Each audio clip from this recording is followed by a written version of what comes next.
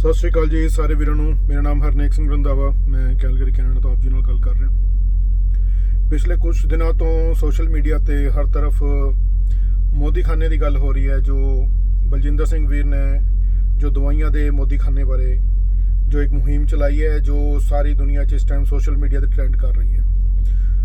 ਆਪਣੇ ਸਾਰੇ ਪੰਜਾਬੀ ਵੀਰ ਦੱਬ ਕੇ ਸ਼ੇਅਰ ਕਰ ਰਹੇ ਨੇ, ਦੱਬ ਕੇ ਸਪੋਰਟ ਕਰ ਰਹੇ ਨੇ।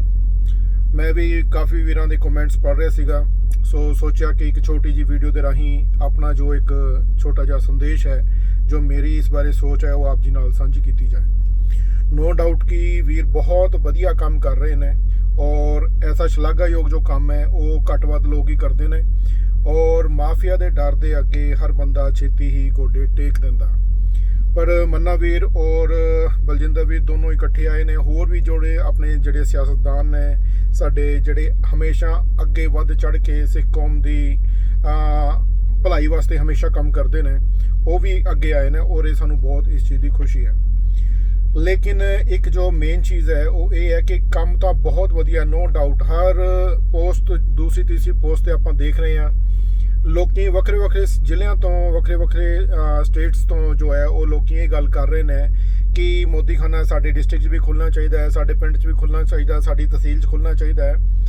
ਲੇਕਿਨ ਗੱਲ ਇਹ ਹੈ ਕਿ ਸਾਡੀ ਕੌਮ ਦੀ ਸਭ ਤੋਂ ਵੱਡੀ ਜੋ ਮਤਲਬ ਤਰਾਸਦੀ ਹੈ ਉਹ ਇਹ ਹੈ ਕਿ ਕੋਈ ਵੀ ਲਹਿਰ ਤੁਸੀਂ ਲੈ ਲਓ, ਜਿਹੜੀ ਵੀ ਚੰਗੇ ਕੰਮ ਵਾਸਤੇ ਸ਼ੁਰੂ ਹੁੰਦੀ ਹੈ ਉਹਦੇ ਵਿੱਚ ਕਾਲੀਆਂ ਭੇਡਾਂ ਵੜ ਜਾਂਦੀਆਂ।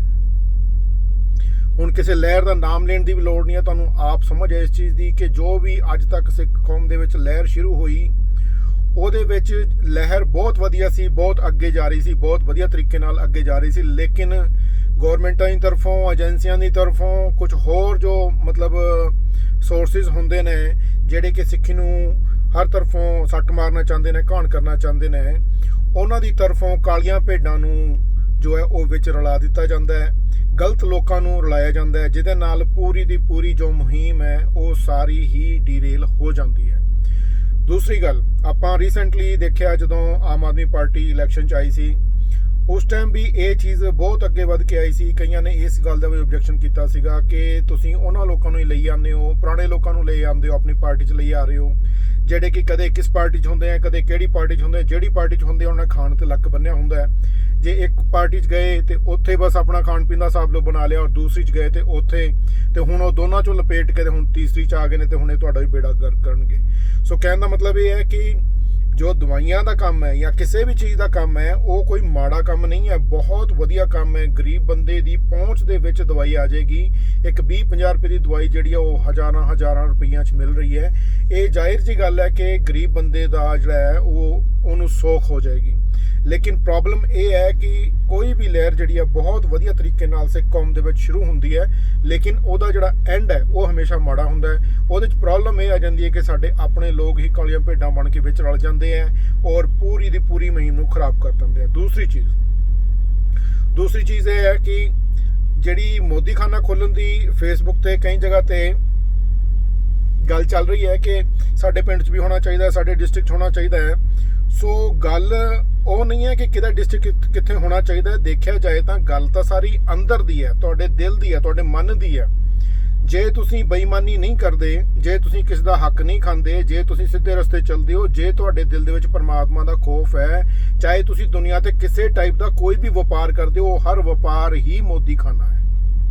ਲੇਕਿਨ ਪ੍ਰੋਬਲਮ ਇਹ ਹੈ ਅਸੀਂ ਆਉਂਦੇ ਹਾਂ ਚੰਗੇ ਤਰੀਕੇ ਨਾਲ ਜੁੜਨ ਵਾਸਤੇ, ਲੇਕਿਨ ਜੁੜਦੇ ਹੁੰਦਾ ਕੀ ਹੈ ਕਿ ਜਦੋਂ ਅਸੀਂ ਦੇਖਦੇ ਹਾਂ ਕਿ 4 ਪੈਸੇ ਬਣਦੇ ਹੈ, ਹੁਣ ਬਹੁਤ ਜੋ ਲੋਕ ਨੇ ਸਾਡੀ ਤਰਫ ਤੁਰ ਪਏ ਨੇ। ਕਿੰਨੀ ਵਾਰ ਆਪਾਂ ਦੇਖਦੇ ਹਾਂ ਕੋਈ ਵੀ ਬੰਦਾ ਵਧੀਆ ਕੰਮ ਸ਼ੁਰੂ ਕਰਦਾ ਹੈ, ਜਦੋਂ ਉਹਦੇ 'ਚ ਪੈਸਾ ਐਡ ਹੋ ਜਾਂਦਾ ਹੈ, ਹੌਲੀ ਉਹ ਆਪ ਵੀ ਕਰਪਟ ਹੋ ਜਾਂਦਾ ਹੈ, 10 ਹੋਰਾਂ ਨੂੰ ਵੀ ਕਰਪਟ ਕਰਕੇ ਪੂਰਾ ਸਿਸਟਮ ਬਿਠਾ ਦਿੰਦਾ ਹੈ। ਸੋ ਪ੍ਰੋਬਲਮ ਇਹ ਹੈ, ਖੁਸ਼ੀ ਤਾਂ ਇਸ ਚੀਜ਼ ਦੀ ਹੈ ਕਿ ਹਾਂ ਬਹੁਤ ਵਧੀਆ ਕੰਮ, ਇਹ ਬਹੁਤ ਹਰ ਜਗ੍ਹਾ, ਹਰ ਗਲੀ, ਹਰ ਨੁੱਕੜ ਤੇ ਹੋਣਾ ਚਾਹੀਦਾ ਹੈ। ਲੇਕਿਨ ਪ੍ਰੋਬਲਮ ਹੈ ਉਹ ਲੋਕ ਕਿੱਥੋਂ ਲਿਆਵਾਂਗੇ ਜਿਹੜੇ ਐਸੀ ਜ਼ਹਿਨੀਅਤ ਦੇ ਮਾਲਕ ਹੋਣ, ਜਿਨ੍ਹਾਂ ਨੂੰ ਰੱਬ ਦਾ ਖੌਫ ਹੋਵੇ, ਜਿਨ੍ਹਾਂ ਨੂੰ ਰੱਬ ਦਾ ਡਰ ਹੋਵੇ ਔਰ ਜਿਨ੍ਹਾਂ ਦੇ ਦਿਲਾਂ ਦੇ ਵਿੱਚ ਬੇਈਮਾਨੀ ਨਾ ਹੋਵੇ ਕਿ ਅੱਜ ਅਸੀਂ ਇਹ ਕੰਮ ਸ਼ੁਰੂ ਕਰਨ ਲੱਗੇ ਹਾਂ। ਅੰਦਰੋਂ ਉਹਨਾਂ ਦੇ ਦਿਲ ਦੇ ਵਿੱਚ ਲੋਕਾਂ ਨੂੰ ਦਿਖਾਉਣ ਵਾਸਤੇ ਇਹ ਹੋਵੇ ਕਿ ਅਸੀਂ ਗੁਰੂ ਨਾਨਕ ਦੇਵ ਜੀ ਮਹਾਰਾਜ ਦਾ ਮੋਦੀਖਾਨਾ ਸ਼ੁਰੂ ਕਰ ਰਹੇ ਹਾਂ, ਲੇਕਿਨ ਆਉਂਦਿਆਂ ਟਾਈਮ ਦੇ ਵਿੱਚ ਪਤਾ ਲੱਗੇ ਕਿ ਇਹਨਾਂ ਨੇ ਗੁਰੂ ਨਾਨਕ ਦੇਵ ਜੀ ਮਹਾਰਾਜ ਦਾ ਸਹਾਰਾ ਲੈ ਕੇ ਇਹ ਮੋਦੀਖਾਨਾ ਸ਼ੁਰੂ ਕੀਤਾ, ਲੇਕਿਨ ਹੌਲੀ ਹੌਲੀ ਉਹ ਵੀ ਕਰਪਟ ਹੋ ਗਏ, 10 ਹੋਰਾਂ ਨੂੰ ਵੀ ਲੈ ਕੇ ਬੈਠ ਗਏ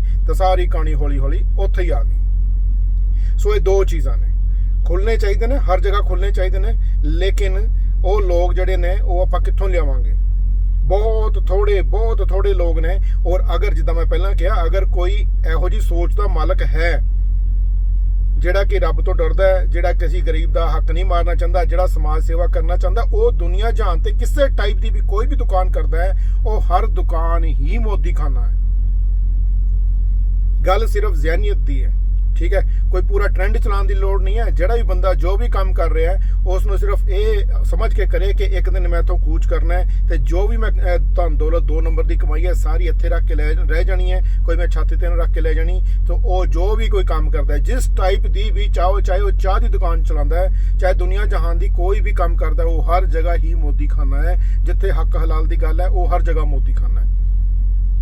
ਲੇਕਿਨ ਇਹ ਕੰਮਾਂ ਨੂੰ ਹਮੇਸ਼ਾ ਢਾਲ ਲੱਗਦੀ ਆਈ ਹੈ ਔਰ ਅੱਗੋਂ ਵੀ ਲਗਾਉਣ ਦੀ ਕੋਸ਼ਿਸ਼ ਹੋ ਰਹੀ ਹੈ। ਤੁਸੀਂ ਸਾਰੇ ਸੋਸ਼ਲ ਮੀਡੀਆ ਤੇ ਦੇਖ ਰਹੇ ਹੋ ਕਿ ਇਸ ਟਾਈਮ ਪੂਰੀ ਕੋਸ਼ਿਸ਼ ਜਾਰੀ ਹੈ ਕਿ ਇਹਨੂੰ ਬੰਦ ਕੀਤਾ ਜਾਏ।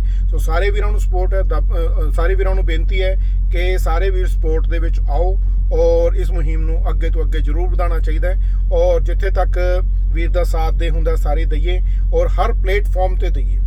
ਗੁਰੂ ਮਹਾਰਾਜ ਮੇਹਰ ਕਰੇ, ਕੋਈ ਅੱਖਰ ਵਾਧਾ ਘਾਟੇ ਲਈ ਮਾਫ। ਗੁਰੂ ਮਹਾਰਾਜ ਮੇਹਰ ਕਰੇ, ਸਾਰੇ ਸਦਾ ਚੜ੍ਹਦੀ ਕਲਾ ਚ ਰਹੋ ਜੀ। ਸਤਿ ਸ਼੍ਰੀ ਅਕਾਲ ਜੀ।